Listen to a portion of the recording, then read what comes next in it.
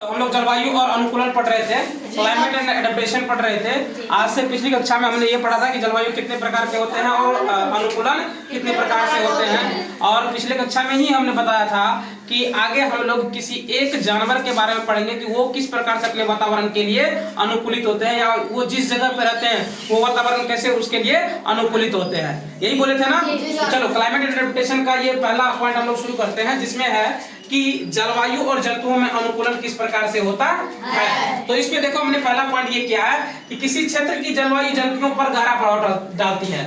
जो किसी भी क्षेत्र की जलवायु जो है वो क्या होती है, जंतुओं पर गहरा प्रभाव डालती है, जिसके कारण क्या होता है, जंतु उन स्थितियों में जीने के लिए अनुकूलित होते हैं। यही कारण है कि वो उस जगह पर जीने के लिए अनुकूलित हो जाते हैं। ठीक है। दूसरे पॉइंट में ये लिखे कि जंतुओं का यह लक्षण अनुकरणीय या रचनात्मक भी हो सकता है।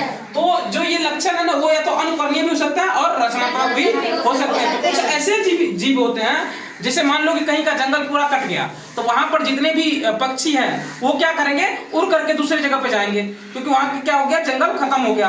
तब वहां पे वो घोंसला कहाँ बनाएंगे और रहेंगे कहाँ पे। ठीक है। तो वो क्या करते हैं, दूसरी जगह पर शिफ्ट हो जाते हैं। फिर वो वातावरण उनके लिए क्या होता है, अनुकूलित हो जाता है। वो उस प्रकार से वहां पर रहना आरंभ कर देते हैं। यही पॉइंट ये कहना चाहता है। अगला है जंतुओं का झुंड या समूह में चलना अनुकूलन है, जो उन्हें दुश्मनों के समूह से बचाता है। जंतु झुंड में इसलिए चलते हैं ताकि वो अपने दुश्मनों से बच सके। ठीक है। और यही उसके लिए क्या है, अनुकूलित है। ठीक है, बात समझ में आ गया। अब एक जानवर के बारे में पढ़ते हैं, ऊंट, जो अपने वातावरण में किस प्रकार से अनुकूलित रहते हैं, या उसे मरुस्थल का जहाज क्यों कहा जाता है, उसके नाक और कान के लाभ क्या है ना, वो उसको मरुस्थल का जहाज क्यों कहा जाता है। ठीक है। तो चलो सबसे पहला क्वेश्चन हम देख लेते हैं। ऊंट के आंख और नाक की क्या विशेषता है। तो सबसे पहले ऊंट के आंख की क्या विशेषता है, तो तुम देखोगे कि आंख की विशेषता में पलकों के लंबे बाल और घनी भौहें उन्हें रेत और मिट्टी से बचा लेती है। तुम देखना कि ऊंट को ध्यान से देखना, उनके क्या होता है, पलकों पर लंबे बाल होता है और भाव जो होता है उनका बहुत ही घना होता है, जिससे क्या होता है कि जब तूफान, आंधी या तूफान आती है ना मरुस्थलीय क्षेत्र में, तो वो क्या करते हैं, अपने इस भाव से क्या करते हैं, अपने आंख को ढक लेते हैं, ताकि उन्हें क्या हो जाए, वो आसानी से वहां पर सुरक्षित रह सके। ठीक है, क्लियर है। अगला है नाक की विशेषताएं। ऊंट अपनी मर्जी से नाक को बंद या खोल सकता है। ये इनकी खासियत होती है कि ये अपनी मर्जी से नाक को बंद भी कर सकते हैं और खोल भी सकते हैं। ठीक है, यही इनकी खासियत है। अगला क्वेश्चन है कि ऊंट को मरुस्थल का जहाज क्यों कहा जाता है। तो देखो क्या होते हैं कि ऊंट के पांव जो होते हैं ना, काफी गुद्देदार होते हैं। ठीक है। जो अपने पैरों को जैसे ही नीचे रखते हैं तो वो क्या होता है, पैर फैल जाते हैं। अब पैर फैलने के कारण क्या होता है, वो मरुस्थल में या फिर बालू में धंसने से बच जाते हैं, जिसके कारण उसे क्या होता है, चलने में आसानी होता है या दौड़ने में आसानी होता है। इसलिए इसे हम मरुस्थल का जहाज कहते हैं। एक बार फिर से समझो, ऊंट के पैर क्या होते हैं, गुद्देदार होते हैं। ठीक है। गुद्देदार होने के कारण क्या होते हैं, जैसे ही वो नीचे पैर रखते हैं ना, तो उसके पैर क्या होते हैं, फैल जाते हैं। जैसे मान लो ये ऊंट का पैर है। ठीक है। ये अभी ऐसा तुमको दिखाई दे रहा है, मान लो ऐसा दिखाई दे रहा है। अब जैसे ही इसको नीचे रखेगा ये फैल जाएगा ऐसे। अब क्या होगा कि ऐसे रहेगा तो सीधा धंस जाएगा। जैसे किसी चीज को नुकीला बना दो तो वो सीधा जमीन में धंस जाएगा, लेकिन अगर उसी चीज को वो अगर गोला कटा हुआ है तो उसको धंसाने में दिक्कत होती है ना। उसी प्रकार से वो क्या होता है, जैसे ही नीचे रहता है उसका पैर क्या होता है, फैल जाता है, जिसके कारण बालू में वो धंस नहीं पाता है, और इसी के कारण क्या होता है, उसको चलने में या दौड़ने में आसानी होती है।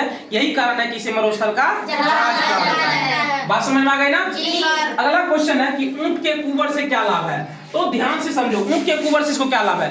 तो तुमने ध्यान से देखा होगा कि ऊंट के पीठ पर यहाँ पे कंधे का जगह पे देखना कि एकदम पूरा उठा हुआ ये शेप रहता है। देखा है ना, उठा हुआ जो शेप रहता है उसी को हम लोग कुबर कहते हैं। ध्यान याद आया। जैसे मान लो कि ऊंट जिस प्रकार दिखाई देगा, तो उनके गर्दन पर एक उठा हुआ इस प्रकार से संरचना होती है। इस प्रकार से देखो, इस प्रकार से संरचना होती है ना। इसी को हम लोग क्या कहते हैं, कुबर कहते हैं। ठीक है। अब इस कुबर का क्या लाभ है, तो ऊंट क्या करते हैं, मतलब अगर उसे कुछ दिन तक खाने दिया जाए ना, तो भी वो जीवित रह सकते हैं। क्यों जीवित रह सकते हैं, क्योंकि वो पहले ही खाना खा करके चर्बी के रूप में यहाँ पर अपने खाना को स्टोर कर लेते हैं, यानी कि जमा कर लेते हैं। दूसरा काम क्या करते हैं कि कुछ जब पानी पीते हैं तो पानी भी क्या करते हैं, यहाँ पर जमा कर लेते हैं, जिसके कारण क्या होता है, उसे कई दिनों तक अगर भोजन नहीं भी दिया जाए, पानी नहीं भी दिया जाए, तो वो जीवित रह सकते हैं। ठीक है। तो ऊंट के कुबर का लाभ समझ में आ गया। अब अगला क्वेश्चन है कि ऊंट के पैर लंबे क्यों होते हैं।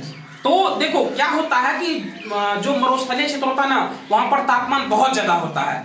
मतलब टेम्परेचर वहाँ की काफी ज्यादा होती है, जिसके कारण क्या होता है, तुमको पता है कि बालू अगर ज्यादा गर्म हो तो तुम उसे छू नहीं सकते हो। छू सकते हो क्या? नहीं छू सकते। तो फिर जरा सोचो कि ऊँट उस पर चलेगा कैसे, है ना। तो ऊँट के पैर लंबे क्यों होते हैं, यहाँ पर समझो क्या होता है कि अब देखो, मान लो बालू यहाँ नीचे स्तर पे है, पैर उसका यहाँ पे है, मतलब पैर यहाँ से यहाँ इतना लंबा है पैर, इसके बाद उसका शरीर है। तो क्या होता है कि अगर हवा चलती है या फिर जैसे ही वहां से हवा उठती है तो क्या होता है, उसके शरीर तक पहुंचते पहुंचते वो हवा क्या होती है, ठंडी हो जाती है, जिसके कारण क्या होता है, उसे मरुस्थल में भी चलने में क्या होती है, आसानी होती है। बात समझ में आ गई ना। मरुस्थल पर भी चलने में क्या होती है, उसे आसानी होती है। समझ गया। ऊँट के पैर का यही लाभ है कि क्योंकि वो क्या करता है, उसके तापमान मतलब जो टेम्परेचर होते हैं बालू के, उससे उनको क्या करता है, दूर रखता है, जिसके कारण उसे चलने में आसानी होती है। बात समझ में आ गया ना। ठीक है। ऊँट के पैर लंबे क्यों होते हैं, समझ में आ गया ना। अब आगे हम लोग पढ़ेंगे ध्रुवीय भालू के बारे में। किसके बारे में? ध्रुवीय भालू के बारे में। ये किस प्रकार से अपने वातावरण में अनुकूलित होते हैं और किस प्रकार से ये अपना इसके लिए ऐसी किस प्रकार की जलवायु होती है। ठीक है। फिलहाल आज के क्लास में इतना ही, अगले दिन पढ़ेंगे अगला चीज।